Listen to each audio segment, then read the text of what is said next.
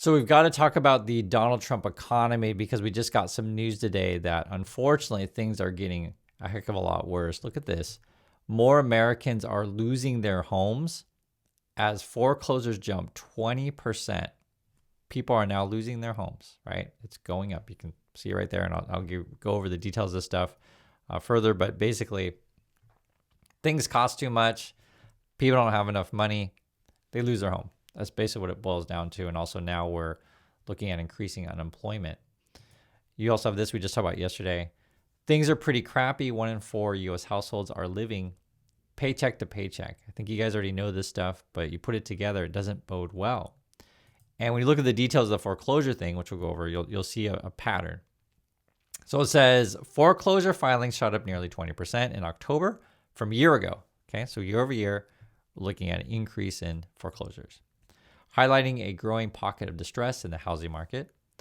Nearly 37,000 properties in the U.S. had a foreclosure filing in October. And it says foreclosure filings include, you got default notices, scheduled auctions, or bank repossessions. Again, people losing their homes. And then look at the timeline of this. Though October's foreclosure activity was still well below historic highs, so we can get a heck of a lot worse, right? We're still below where it's been the worst. The overall pattern over the last 8 months indicates an increasing number of homeowners are struggling with their mortgages. Okay?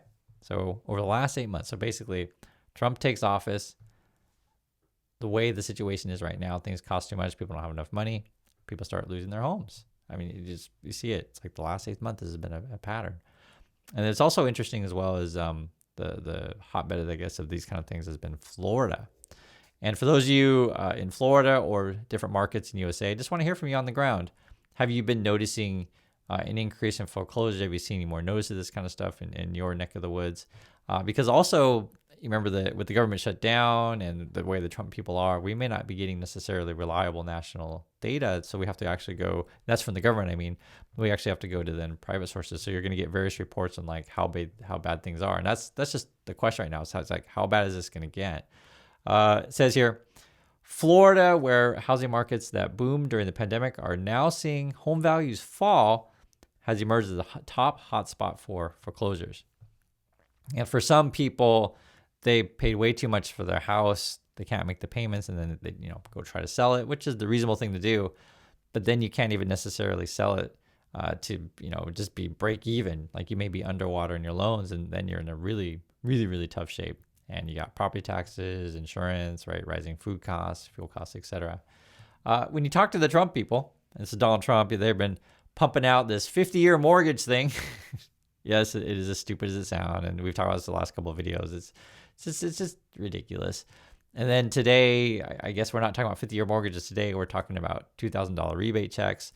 He was on the plane. This is what he said, and it's loud on the plane, but I'll just read it because you don't need to hear the loud video. He says, "When I pay people $2,000 each for low and moderate income and middle income people, everybody but the rich will get this. That's not made up." That's what Trump's saying. That's not made up. Okay.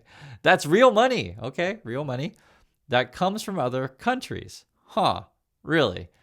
And, I showed you guys this yesterday, and I feel like I have to keep showing you it today. Again, who pays the tariffs? Okay. So this is a map.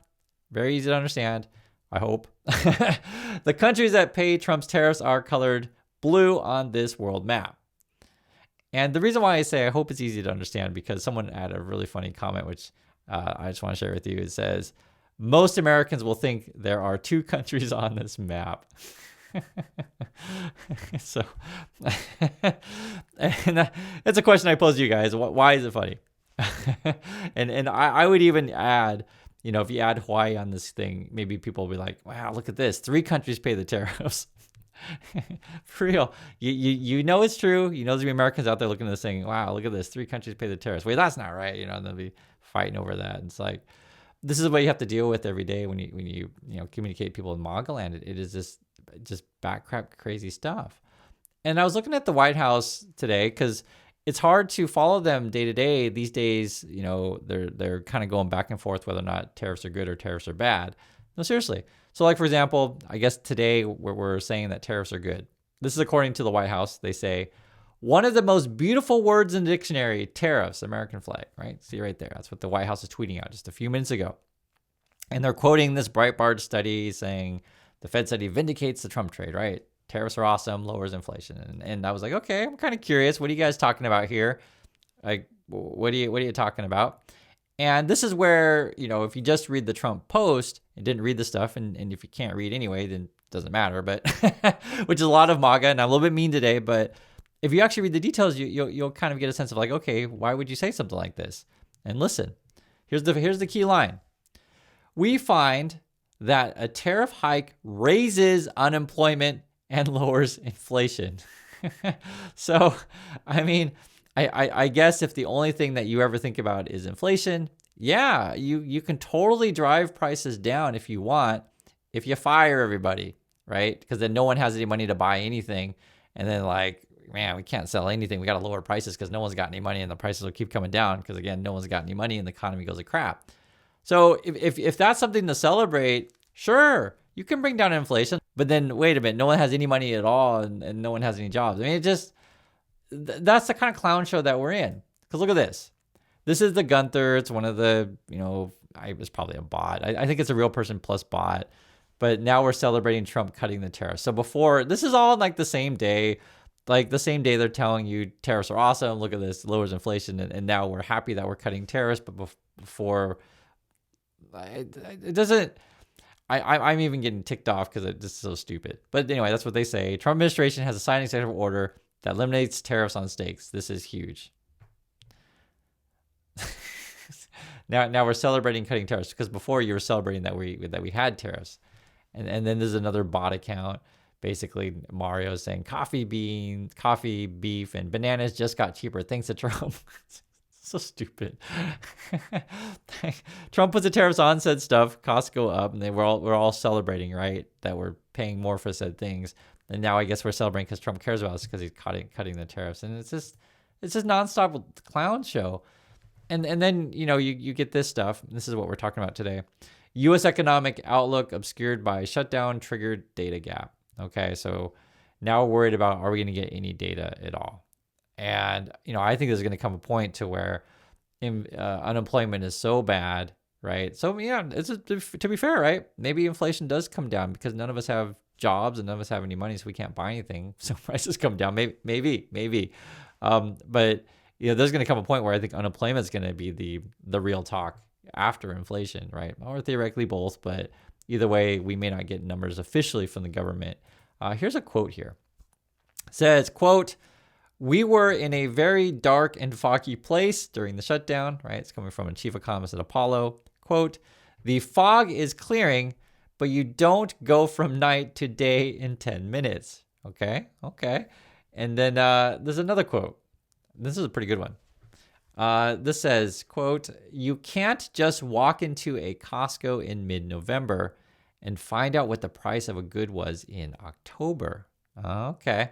That's why an October CPI isn't possible. But I want you to think of it this way, and sort of why we're talking about this is, okay, so if you want to, say, track home prices, that's a good example. Just track home prices. I would want to know what home prices were last month and this month so I have an idea on the change, right? But for example, if I look at home prices and I don't have any data from last month and I only look at, say, this month, then my data is incomplete and it's hard to know like which direction things are going. Because this is what you want to track. What are prices and what costs of stuff and like which directions things are going. That's why I showed you guys, say, the thing that said, in the last 8 months, we're going in the wrong direction regarding foreclosures, people losing their homes. And then what happened in the last, say, year, 8 months, whatever, Trump became president. It's not hard to figure out. And then, if you call him out on his BS, and this is the craziest crap, is that I guess every day these days we're siding with Marjorie Taylor Greene because there's infighting in MAGA.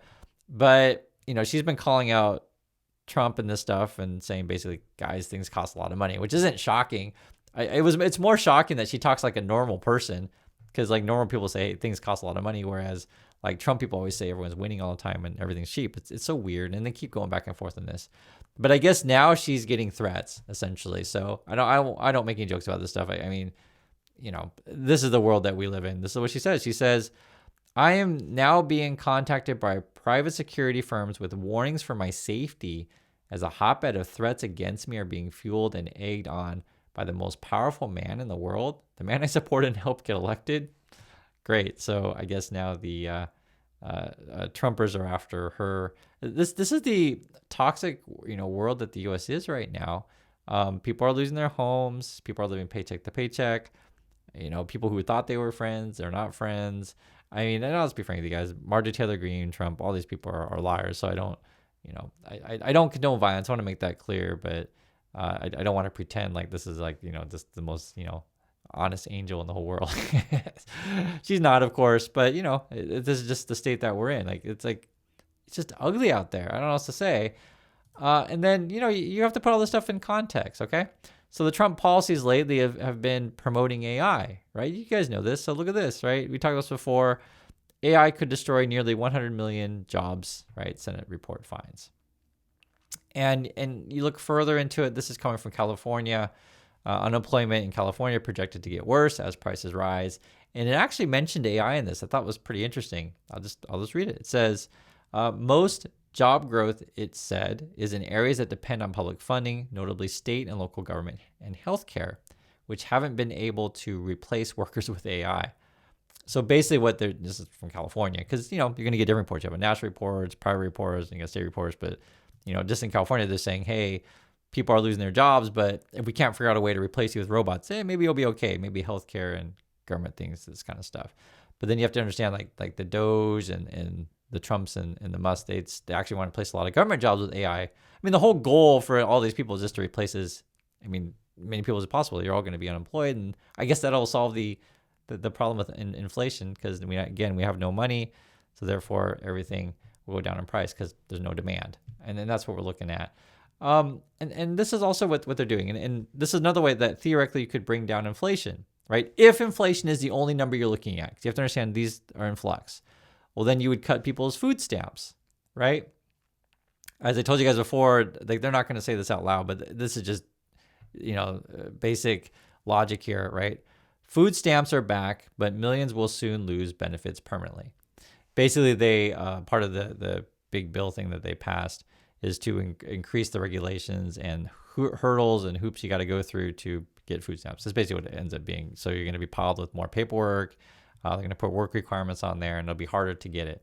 And so if you, again, this is more simpler terms, if you cut demand because people don't have any money, then yeah, prices will probably go down, and then you can claim victory on inflation. And so essentially what you're looking at is as clear as possible.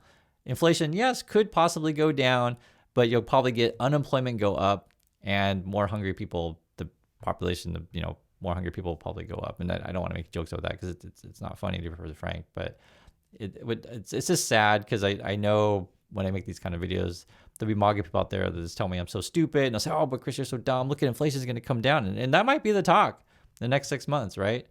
But I'm telling you, look at for unemployment numbers. And that's where it gets important, to where chances are the government, right, won't release anything. And then they'll start talking about how we're winning on unemployment, as all these, unemployment lines and the food lines will pile up. I mean, it's really ugly out there. And that's why I showed you guys this first, right? More Americans are losing their homes as foreclosures jump 20%. So I'd like to hear your guys' thoughts on this. Please be safe, and I'll catch you on the next video.